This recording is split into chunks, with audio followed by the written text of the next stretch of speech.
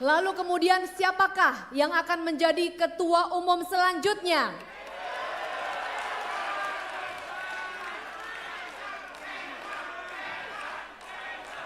Siapa Bro dan Sis? Siapa? Yakin? Teriakan namanya. Mari kita lihat video yang satu ini.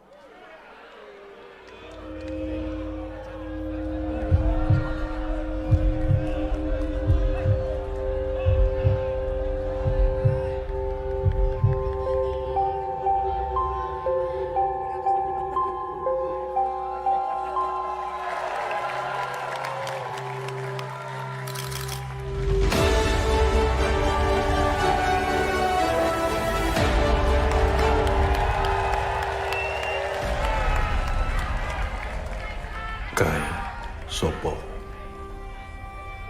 Dia adalah kita. Kita yang selalu dilihat hanya sebagai jabang bayi yang kecil. Tapi semesta telah melihat kita sebagai jabang tetuko yang terasa panasnya candra di muka menjadi nyawa anak muda yang dengan segala kekuatan melawan angkara murka, tajam, memperjuangkan kebenaran dan kebajikan. Nyawa anak muda yang diimpikan Soekarno untuk menggoncang dunia. Kai Iko Kito ada bersama kita, berjuang bersama kita.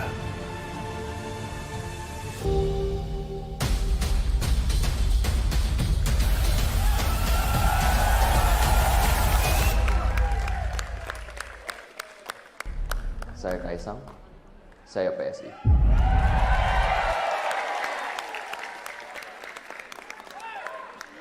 Oke, Bro Valdo, Wah. kita udah lihat videonya, tapi orangnya mana? nih?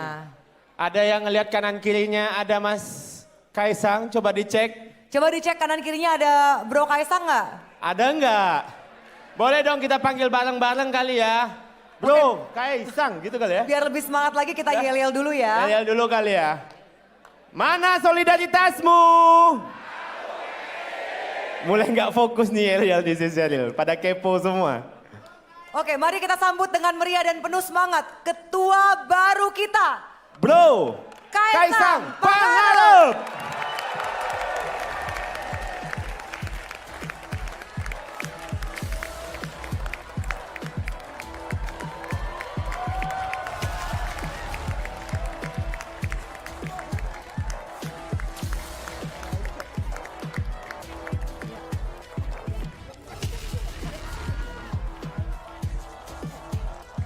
Kita sambut dengan tepuk tangan dong.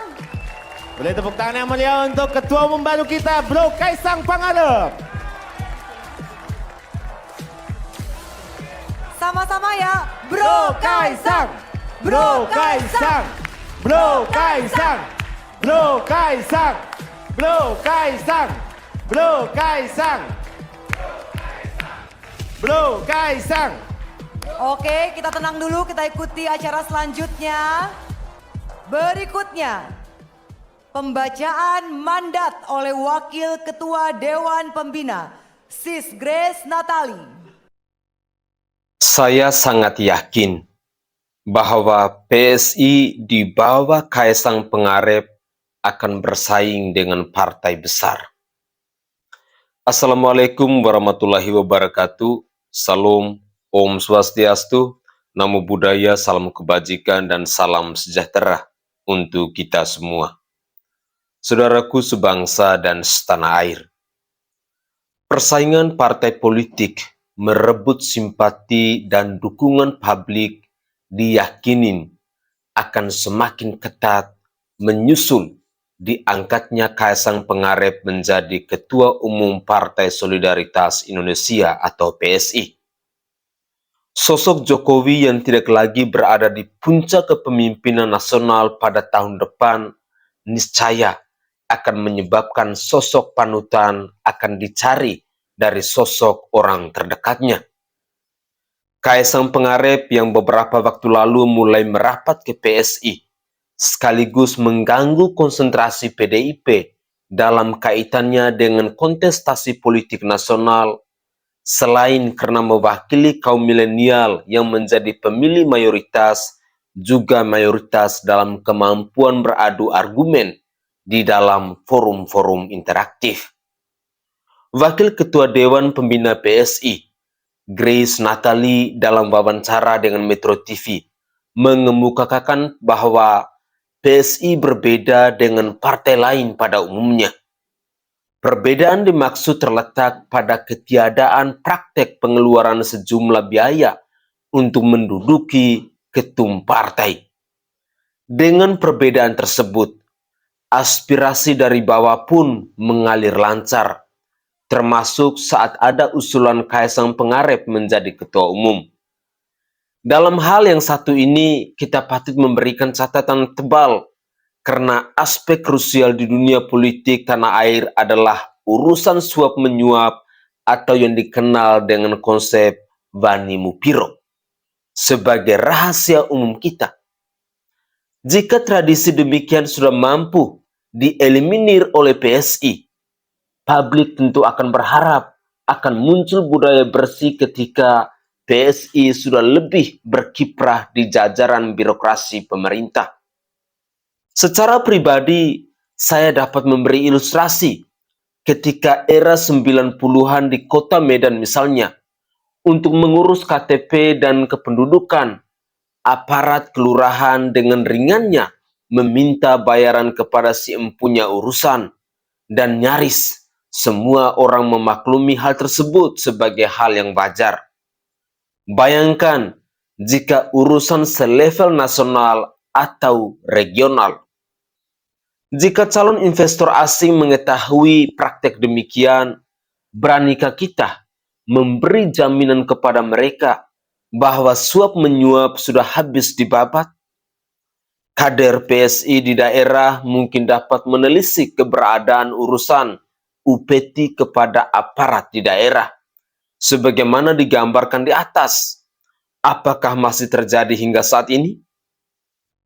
Tidak dapat disangkal bahwa keberadaan uang upeti yang dipungut oleh aparatur pemerintah menjadi noda hitam bagi kalangan birokrat yang seharusnya secara serius diberantas. Apalagi di era keterbukaan yang semakin menggejolak, bahwa segala bentuk penyimpangan akan dibuka di media-media sosial oleh publik yang merasakannya. Aspek suap menyuap ini seharusnya menjadi agenda utama pada kampanye kontestan pemilu, karena publik sudah merasakan sumpitnya berurusan dengan birokrasi seperti itu. Untuk pelayanan yang standar saja sudah berani mereka memeras kepada kalangan bawah. Bagaimana jika mereka mengurus pembagian jaminan sosial kepada rakyat? PR besar bagi seorang Kaisang Pangarep yang akan membawa PSI ke kancah nasional tahun depan. Mudah-mudahan PDIP, Golkar, dan Gerindra yang telah menguasai birokrasi di daerah mampu belajar dari komitmen PSI yang telah mengemukakan tekadnya mengkampanyekan praktek politik tanpa upeti seperti ini. Publik akan merasa semakin muak dengan praktek korupsi yang ditujukan oleh para menteri yang berasal dari politisi. Maka kita harus berani menilai bahwa mereka dari aspek yang satu ini, siapapun yang nekat menunjukkan etikat tercela ini, kita hajar dengan tidak memilihnya dalam ajang pemilu. Dan salah satu caranya yakni mempersilakan caleg PSI serta partai-partai baru lainnya lebih berkiprah menggantikan partai-partai besar ini. Begitulah kira-kira. Saya Sainai dari Provinsi Nusa Tenggara Timur, saatnya kita yang rakyat jelata harus berani untuk bersuara. Salam hormat, salam NKRI, dan salam Pancasila untuk kita semua. Tetaplah semangat dalam menjalankan rutinitas harian kita. jangan pernah menyerah.